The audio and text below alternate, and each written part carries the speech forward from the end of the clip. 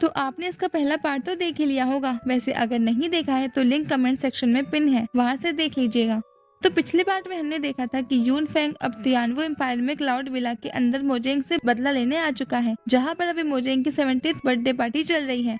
तो जैसा कि हमें पता है कि युंग फेंग ने 6 हैंड हेवनली गॉड मतलब कि उसकी धर्मा बॉडी को समन कर लिया है, सबको ये प्रूफ करने के लिए कि वही लियांशिंग का लड़का है। तो अब मोजेंग को वो मेथड चाहिए जिससे युंग फेंग वो धर्मा बॉडी समन और कंट्रोल कर पा रहा है। इसलिए अब मोजेंग अपने गार्ड्स को ऑर्डर देता है कि वो युंग फेंग पर अटैक करे। तो अब वो सही ब्लैक डेमोनिक गार्ड्स मिलकर अपनी पावर से एक फॉर्मेशन बनाने लगते हैं, जिससे वहाँ पर बहुत ही स्पिरिचुअल कलेक्ट होकर बहुत सारी चेन्स में कन्वर्ट हो जाती हैं। और हम देखते हैं कि युंग फेंग और उसके साथ आई वो लेडी और मिस्टर मॉन्क उन चेन्स के अंदर कैद हो जाते हैं। अब हम देखते हैं कि एक मास्टर दूसरे मास्टर से कह रहे थे कि 9 ब्लैक डेमोनिक गार्ड्स को पूरी वैली में बहुत ज्यादा पावरफुल और इविल माना जाता है, लेकिन एक बात समझ नहीं आ रही कि ये इविल लोग आखिर मोजेंग की बात क्यों मान रहे हैं। अब दूसरे मास्टर उनसे कहते हैं कि ये तो मेरे को भी नहीं पता, पर मैं ये जानता हूँ ये विंड की फैंटम टेक्निक है और ये किसी की भी सोल को खा सकती है। मेरे हिसाब से अब युंग फेंग बच ही नहीं सकता, क्योंकि परफेक्ट रेम को कल्टिवेटर के लिए भी इसे निकालना मुश्किल है।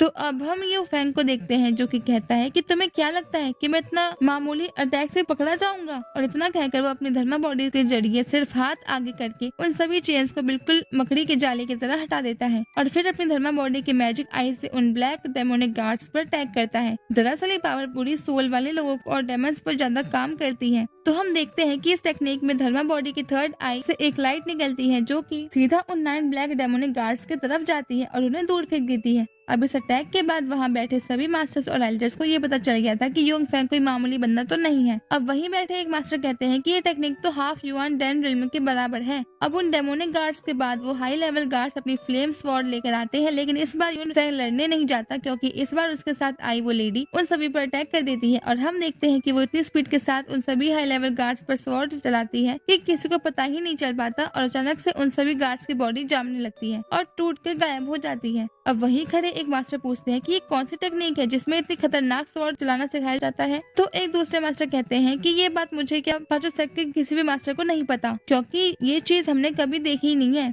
उसके बाद एक तीसरे मास्टर कहते हैं कि पक्का ये लड़का पूरी तैयारी के साथ यहाँ पर लड़ने के लिए आया है। अब हम देखते हैं कि मोजेंग वहाँ बैठे सभी मास्टर्स और एल्डर्स को कहता है कि इस लड़के को हराने में तुम सबको मेरी मदद करनी होगी। इसके बदले में मैं तुम्हें हमारा एक सीक्रेट गोंगफू दे दूंगा। अब ये सुनकर सभी मास्टर्स और एल्डर्स खुश हो जाते हैं और फाइट के लिए भी रेडी हो जाते हैं। उसके बाद हम देखते हैं कि एक ओल्ड मास्टर सबसे कहते हैं कि आज मास्टर मोजेंग का 70th बर्थडे है और ये लड़का उसे खराब करने के लिए आया है, तो हमें इसे सबक सिखाना बहुत जरूरी है। जिस पर दूसरे मास्टर कहते हैं कि हाँ, तुमने बिल्कुल सही कहा, हम सब मिलकर सबक जरूर सिखाएंगे। और इतना कहता ही सभी मास्टर्स अपनी एनर्जी को रिलीज करने लगते हैं। लेकिन फिर युंग फेंग कहता है कि ये मेरे और मेरे पुराने एक सर्वेंट के बीच की बात है, इसलिए मैं पहले ही वार्निंग दे रहा हूँ कि कोई भी मेरी फाइट के बीच में मत आना। और फिर युंग फेंग आगे बढ़ने लगते हैं, लेकिन मास्टर उसे रोक लेते हैं और कहते हैं कि जाते जाते जरा मेरी इस टेक्निक को तो चखते जाओ। और इतना कहकर वो अपनी स्पिरिचुअल पाम टेक्निक से एक बहुत बड़ा हाथ बनाकर युंग फेंग पर अटैक करने लगते हैं। और अब इस बार मिस्टर मॉन्ग की बारी थी अपना कमाल दिखाने की। वो कहते हैं कि इस दुनिया को आखिर हो क्या गया है, जिसे भी देखो दूसरे में मसले में टांग अड़ाता फिरता है। और इतना कहकर वो भी अपनी धर्मा बॉडी को समन कर लेते हैं और उसके जरिए व्रजपानी पाम अटैक करते हैं। ये अटैक बहुत ज्यादा पावरफुल था, क्योंकि इसे वो पाम बहुत आराम से खत्म हो जाता है और वो मास्टर दूर फेंक जाते हैं। अब वहीं बैठे एक मास्टर उस धर्मा बॉडी को देखकर कहते हैं कि अगर हम में से किसी के पास सुप्रीम दाव धर्मा बॉडी नहीं हुई तो इसे हराना हमारे लिए तो इम्पॉसिबल है।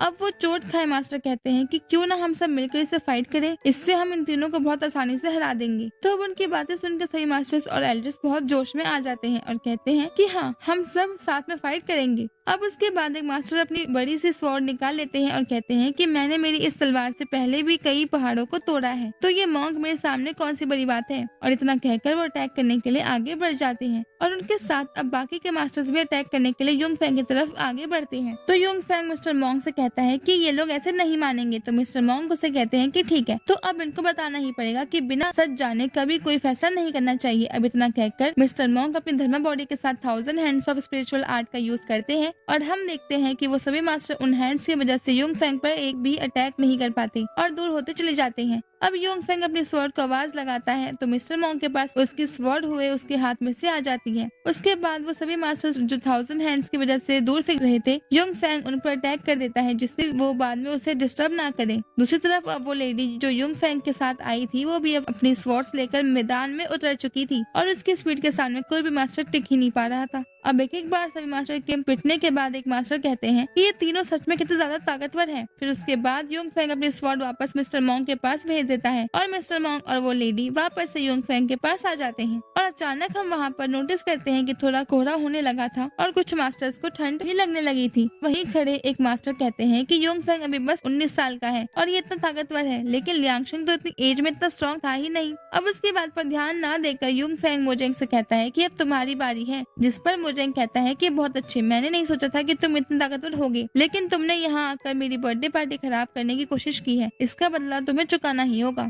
अब उनकी बात सुनकर एक मास्टर कहते हैं कि मास्टर तो बहुत कॉन्फिडेंट लग रहे हैं, जिस पर दूसरे मास्टर कहते हैं कि हाँ, शायद ये युआन दम रिल्म को हाफ पार कर चुके हैं, इसलिए इनको ऐसा लग रहा है कि ये इस लड़के को हरा देंगे। अब वो लोग ऐसे ही बातें कर ही रहे थे कि तभी वहाँ बैठे बैठे मास्टर की बॉडी थोड़ी वीक होने लगी थी। उन्हें समझ नहीं आ रहा था कि आखिर ये उन्हें क्या हो रहा है। फिर एक मास्टर कहते हैं कि कहीं हवा में कोई पॉइजन तो नहीं फैला हुआ, जिस पर दूसरे मास्टर कहते हैं कि हाँ, ये पॉइजन ही है, पर आखिर ये हमारे लिए क्यों फैलाया है, हम तो साथ ही दे रहे थे ना।